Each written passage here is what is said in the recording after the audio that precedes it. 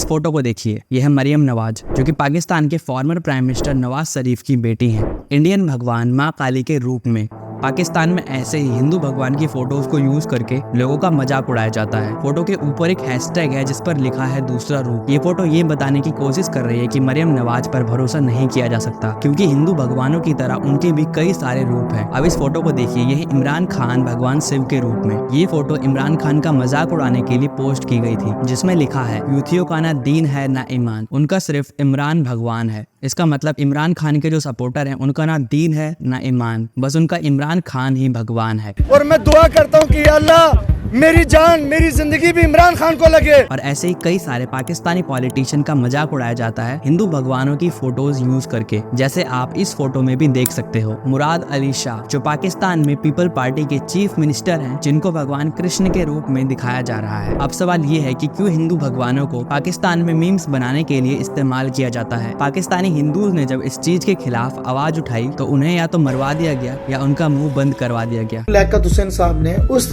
बयान को लेकर एक हिंदू देवी की तस्वीर लगाई है। इस चीज को और अच्छे से जानने के लिए कि हिंदुओं को कैसे दिखाया जाता है पाकिस्तानी समाज में, हम पाकिस्तानी किताबों में देख सकते हैं कि इन किताबों में क्या लिखा है हिंदुओं के बारे में। जैसे क्लास 10 की उर्दू टेक्स्ट बुक में लिखा हुआ है कि कैसे Islamic culture non Islamic culture से बहुत अलग है, और यही कारण है कि हिंदुओं के साथ कोऑपरेट करना बहुत मुश्किल है। और इतना ही नहीं, साइंस की इस बुक में देखो थ्योरी ऑफ इवोल्यूशन के बारे में लिखा है कि चार्ल्स डार्विन की थ्योरी ऑफ इवोल्यूशन मानना नामुमकिन है। इसकी बजाय हर बुद्धिमान व्यक्ति को मानना चाहिए कि अल्लाह ने कैसे अपनी पावर का इस्तेमाल करके सभी जीव जंतुओं को बनाया है। और ऐसी ही कई सारी बातें लिखी हुई हैं, और खास हिंदुओं के बारे में बहुत गलत बात लिखी हुई है। वो बच्चे जो हिस्ट्री को ये किताब लेके इस किताब को एज ए हिस्ट्री बुक मानते हैं, उनको लगता है कि पाकिस्तान की जो पूरी हिस्ट्री है ये किताब है। सोशल स्टडीज़ पढ़ते थे, उसमें ऐसी चीज़ें होती थी कि हिंदू जो है अपनी बेटियों को सही से ट्रीट नहीं करते, उनको मार देते थे। पुराने ज़माने में उनको जिंदा ज़मीन में दफन कर देते थे। मेरे अपने ही भांजे ने मतलब स्कूल में उसको पढ़ाया गया कि काफिर का मतलब बुतों की पूजा करने वाला। तो जब वो घर आया और अपने अब्बू से पूछा कि अब्बू हम काफिर हैं। 11वीं और 12वीं जमात के लिए है। पेज नंबर 33 पे ये लिखा हुआ है, इंसानियत दुश्मन हिंदुओं और सिखों ने हज़ारों बल्कि लाखों औरतों, बच्चों, बूढ़ों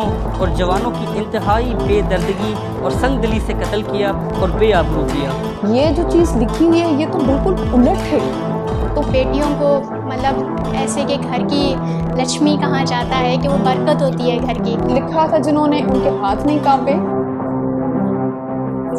और इतना ही नहीं, कई पाकिस्तानी मैगजीन्स में हिंदुओं को एक विलन की तरह दिखाया जाता है। स्टार डाइजेस्ट एक ऐसी पाकिस्तानी हॉरर स्टोरी मैगजीन है जिसमें 2015 में उन्होंने एक कहानी पब्लिश करी, जहां उन्होंने बताया कि भूतों की दुनिया में एक लड़ाई चल रही थी, जहां मुस्लिम भूत हिंदू भूत के खिलाफ लड़ रहे थे। और अचानक से एक ऐसा भूत आया जिसकी 3 आंखें थी और गर्दन के पास एक सांप था, जो बेसिकली यही बताना चाहते हैं कि हिंदूज कैसे विलन है। आखिर हिंदुओं को लेकर इतनी कड़वाहट क्यों है, इसे जानने के लिए हमें आज से कई साल पहले चलना पड़ेगा। स्वतंत्रता के बाद मोहम्मद जिन्ना की डिमांड थी कि पाकिस्तान इंडियन मुस्लिम के लिए एक नया देश बनाया जाए, जहां उन्होंने एक स्पीच में कहा कि हर पाकिस्तानी मंदिर मस्जिद या जहां जाना चाहे जा सकता है। आप किस रिलीजन से हो, पाकिस्तानी सरकार को इससे कोई मतलब नहीं। सब आजाद हैं अपने मंदिरों में जाने के लिए, आप सब आजाद हैं अपनी मस्जिदों में जाने के लिए और किसी भी और इबादतगाह में जाने के लिए इस ममलकत पाकिस्तान में। इस स्पीच के 1 साल बाद मोहम्मद जिन्ना की मृत्यु हो गई। अब ये कहना मुश्किल है कि मोहम्मद जिन्ना क्या सच में इक्वालिटी की तरफ थे, जिसको इस्लामिक रिपब्लिक कहा गया था। पर इंटरेस्टिंग बात यह है, पाकिस्तानी सरकारों ने मोहम्मद जिन्ना की स्पीच को डिलीट करवा दिया, क्योंकि ये रिकॉर्डिंग पाकिस्तानी पॉलिटिशियन के लिए अच्छी नहीं थी। इसके कुछ ही टाइम बाद एक पॉलिटिशियन आए जिसने बहुत ज़्यादा अत्याचार किया हिंदुओं पर, जिया उल हक, एक मिलिट्री डिक्टेटर, जिसके बाद ही पाकिस्तान में हिंदुओं और मुस्लिम्स के बीच क्रांति देखने को मिली।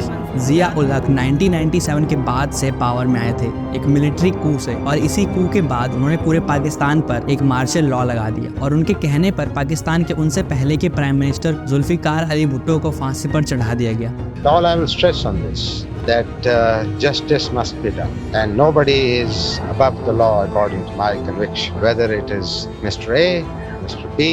उसके बाद उन्होंने पाकिस्तान के कॉन्स्टिट्यूशन से कई सारी चीज़ें डिलीट कर दी और कई इस्लामिक लॉ को इंट्रोड्यूस कर दिया। उनका कहना था कि इस्लाम पाकिस्तान की सभी प्रॉब्लम्स को सॉल्व कर सकता है। जिया उल हक ने कई सारे लॉ इंट्रोड्यूस किए और लोगों को सजा देने के लिए उनके हाथ काटना और पब्लिकली उनके ऊपर पत्थर फेंकना अलाउ कर दिया था। कुछ टाइम बाद जिया उल हक की मौत हो गई, पर पाकिस्तान की इस्लामाइजेशन नहीं रुकी। बेनजीर भुट्टो जो जिया उल हक के बाद पाकिस्तान की प्राइम मिनिस्टर बनी, उन्होंने भी पाकिस्तान के शरिया कोड को हटाया नहीं और इनफैक्ट पाकिस्तान का शरिया कोड अभी भी लागू है। और कोर्ट की वेबसाइट कहती है कि पाकिस्तानी कॉन्स्टिट्यूशन 227 के हिसाब से सभी लॉज को इस्लाम और प्रॉफिट की सुन्नत से कंप्लाई करना होगा। यानी आज भी पाकिस्तान और इस्लाम को सेपरेट नहीं किया जा सकता और इसी वजह से पाकिस्तानी किताबों में इस्लामिक आइडेंटिटी को बहुत ज्यादा इंपॉर्टेंस दी गई है। लेकिन कई लोगों का ये भी कहना है कि पाकिस्तान में इस्लामाइजेशन जिया उल हक से स्टार्ट नहीं हुई थी। उनका कहना है कि कई पाकिस्तानी पॉलिटिशियन को पता था कि इस्लाम का यूज करके ही इलेक्शन जीते जा सकते हैं। और मोहम्मद अली जिन्ना की एक राइटिंग ने बताया कि कैसे वो पाकिस्तान को एक इस्लामिक स्टेट बनाना चाहते हैं। 1960 के आर्मी के जनरल हेडक्वार्टर ने कहा कि जिहाद की इस्लामिक फिलॉसफी बहुत जरूरी है और कोई भी जो देश के लिए जिहाद करेगा वो दूसरे लोगों के मुकाबले ज्यादा रिस्पेक्टेड होगा। अब जब एक रिलीजन को इतनी ज्यादा इंपॉर्टेंस दी जाती है तो उसकी वजह से दूसरे रिलीजन के लोग सफर करते हैं और यही हुआ पाकिस्तानी हिंदुओं के साथ पाकिस्तानी समाज में। जब पाकिस्तान को इंडिपेंडेंस मिली तो पाकिस्तान की 20% पॉपुलेशन हिंदू थी और आज यही नंबर 1.6% से भी नीचे आ गया है। सोचने वाली बात है कि 20% से सीधा 1.6। और आखिर ऐसा हुआ क्यों? इसको समझने के लिए हमें जानना होगा कि पाकिस्तानी हिंदूज किस प्रॉब्लम से गुजर रहे हैं। किस तरीके नाल मिनॉरिटी नो जबरदस्ती कन्वर्जन हो रहा है पाकिस्तान में। पाकिस्तान में फोर्स कन्वर्जन्स के केसेस सामने आने के बाद ये पहली बार है कि ये तमाम मोबाइल फोर्स कन्वर्जन के खिलाफ प्रोटेस्ट के लिए यहाँ कराची में जमा हुए हैं। ऐसे प्रोटेस्ट पाकिस्तान में होते रहते हैं जहां हिंदू और क्रिश्चियन कम्युनिटी के लोग एक साथ इकट्ठे होकर प्रोटेस्ट करते हैं कन्वर्जन के खिलाफ। 2022 में 18 साल की एक हिंदू लड़की वहां के गुंडे वासिल अंसारी से धमकी मिली कि वो धर्म परिवर्तन करके उनसे शादी करने। जब पूजा ने मना किया तो एक दिन रात को वो उसके घर में घुस गए और पूजा को दोबारा पूछने पर धर्म परिवर्तन ना करने पर उसने उस 18 साल की लड़की पूजा को गोली मार दी। और पाकिस्तान में ऐसी हजारों कहानियां हैं कन्वर्जन को लेकर। जैसे 2019 में रीना रवीना नाम की 2 हिंदू बहनों को किडनैप किया गया और जबरदस्ती इस्लाम में कन्वर्ट कर दिया गया। और ऐसी कई सारी कहानियां आपको मिल जाएंगी पाकिस्तानी पार्लियामेंट्री ग्रुप की। और एक रिपोर्ट के अनुसार हर साल 12 से 25 साल की 1000 से ज्यादा लड़कियों को मजबूरन इस्लाम में कन्वर्ट कर दिया जाता है। और इतना ही नहीं, पाकिस्तान में कन्वर्जन 2 तरह से होता है। पहला जो मैंने अभी आपको बताया जबरदस्ती, और दूसरा खुद की मर्जी से, क्योंकि हिंदू कम्युनिटी के लोगों के पास और कोई ऑप्शन नहीं बच जाता। जैसे यह है मोहम्मद असलम शेख, जिनका जून 2020 में नाम था सावन भील। उन्होंने और उनके साथ करीबन 100 लोगों ने एक साथ इस्लाम अपनाया।